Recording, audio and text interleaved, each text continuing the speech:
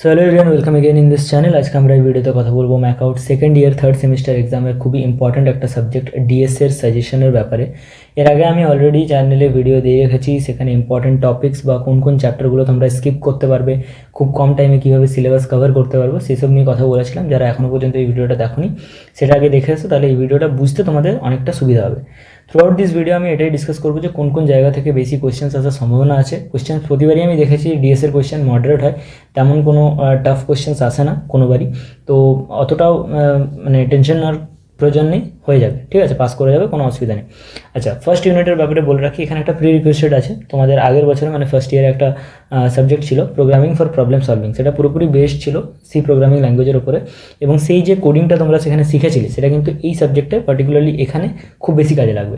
অনেকে মনে করে যে এটা DSA data structure and algorithm, তো অ্যালগোরিদম লিখতেই হবে, অ্যালগোরিদম না লিখলে হবে না। বা অনেকে ভয় পায় যে অ্যালগোরিদম মানে স্টেপ বাই স্টেপ লিখতে পারে না, ভুল হয়ে যাওয়ার চান্সেস অনেক বেশি।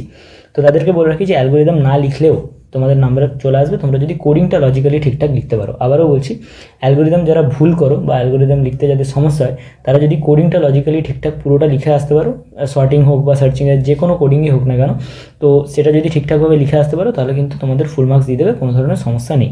ওকে, আচ্ছা, এরপরে হচ্ছে অ্যাসিম্পটোটিক নোটেশন। এখানে best case, average case, worst case, তার সঙ্গে যে ডায়াগ্রামটা মানে যে গ্রাফের যে ব্যাপারটা আছে সেটা কিন্তু ঠিকঠাকভাবে ক্লিয়ার রাখার চেষ্টা করবে, দেখে নেবে। ওকে, টাইম অ্যান্ড স্পেস কমপ্লেক্সিটি, এটা তোমাদের প্রতিটা কেসেই তোমরা পেয়ে যাবে। সে তোমরা সার্চিংয়ে যাও, শর্টিংয়ে যাও, যে কোনো কিছুতেই যাও না কেন, সবারই টাইম অ্যান্ড স্পেস কমপ্লেক্সিটি কোথাও একটা নোট করে রাখার চেষ্টা করবে। এখান থেকে ডিরেক্টলি শর্ট কোয়েশ্চেন 1 নম্বরে চলে আসার চান্সেস আছে, 1 থেকে 2 নম্বর, আগের বারেও যেমন এসেছিল 3 নম্বরে, সেরকম কিন্তু ডাইরেক্ট কোয়েশ্চেন চলে আসে। তো কোথাও নোট করে মুখস্থ করে নেওয়ার চেষ্টা করবে, ঠিক আছে। লজিক্যালি তো বুঝেই নেবে, তার সঙ্গে মুখস্থ করে নিলে আরও ভালো হয়, কারণ সেই সময় মনে থাকে না বা অত কিছু বার করে করা সম্ভব নয়, ঠিক আছে। যাই হোক, ইউনিট 2তে যাই। ইউনিট 2তে স্ট্যাক কিউ, ঠিক আছে। এখানে তোমরা লাস্ট ইন লাস্ট আউট, তারপরে first in first out, last in first out, এই যে ব্যাপারগুলো রয়েছে এগুলো তোমরা ঠিকঠাকভাবে ক্লিয়ার করার চেষ্টা করবে। কিউতে তোমরা simple queue, circular queue, priority queue, diagram সমেত বুঝে নেওয়ার চেষ্টা করবে। ওকে, 2-3টে ভিডিও দেখবে, ক্লিয়ার হয়ে যাবে। আচ্ছা, তারপরে অ্যারে, লিঙ্ক লিস্ট, এগুলো যে ম্যাথামেটিক্যাল এক্সপ্রেশনগুলো আছে, ভ্যালুয়েশন যেগুলোর থেকে বার করতে হয়, ফর্মুলাগুলো আছে, এগুলো ঠিকভাবে করার চেষ্টা করবে।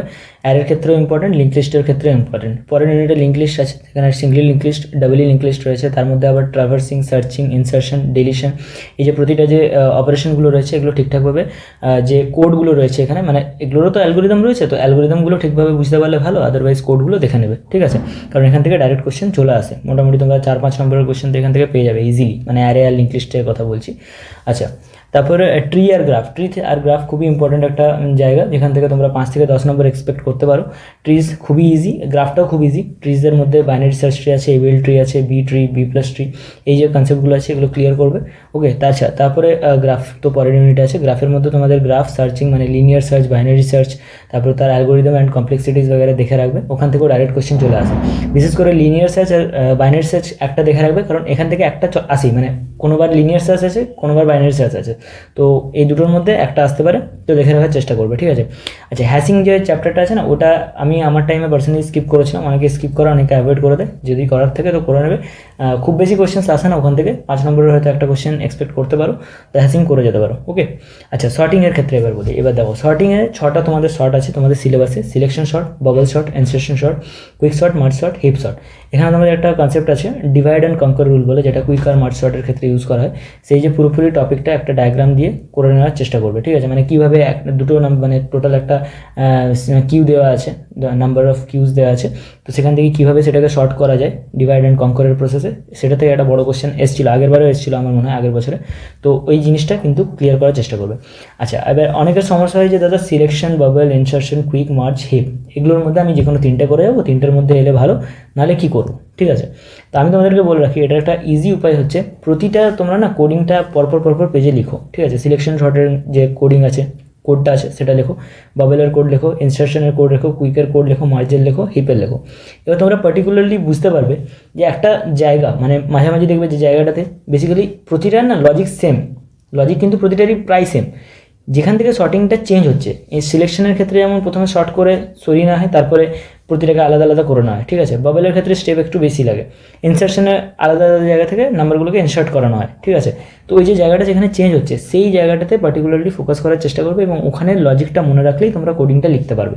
মানে আমি তোমাদেরকে বলতে চাইছি যে প্রতিটার যে ডিফারেন্স যে জায়গাটাতে আছে সেই ডিফারেন্সটা মনে রাখার চেষ্টা করবে, বাকি কোডিং আপাতমস্তক সেম হয়, ঠিক আছে। মানে উপর থেকে নিচ পর্যন্ত কোডিং তোমাদের সেম, শুধু এই লজিকের জায়গাটা মনে রাখার চেষ্টা করবে। আমি আমার টাইমে এটাই করেছিলাম, সবগুলো মনে রাখা সম্ভব হয়নি, জাস্ট আমি ওই জায়গাগুলো মনে রেখেছিলাম বা আমার মাথাতে অনেকবার মানে লিখে লিখে প্র্যাকটিস করেছিলাম বলে মাথাতে বসে গেছিলো, ঠিক আছে। তোমাদেরকে ওটাই আমি বলবো যে যেই মেইন যে জায়গাতে ডিফারেন্সটা ক্রিয়েট হচ্ছে ওই ডিফারেন্সের জায়গাটা তোমরা লিখে রাখো, বাকি উপরেও যা সেম জিনিস লিখে দেবে, নিচের দিকেও যা সেম লিখে দেবে, মাঝখানে ওই জায়গাটা ভালোভাবে লিখে এলে নাম্বার পেয়ে যাবে। আর সবগুলোরই কিন্তু time complexity, average case, best case, worst case লিখে রাখার চেষ্টা করবে, নোট ডাউন করে রাখবে, চলে আসতে পারে, ঠিক আছে। যাই হোক, আপাতত ডিএসএন নিয়ে এটুকুনি। পরে যদি কোনো ডাউটস থেকে থাকে কমেন্ট সেকশনে জানাবে। আর পরের যে সাবজেক্টসগুলো রয়েছে সেগুলো নিয়েও সাজেশন ভিডিও চলে আসবে, তাই চ্যানেলটাকে এখন থেকে সাবস্ক্রাইব করে রাখো। দেখা হচ্ছে নেক্সট ভিডিওতে।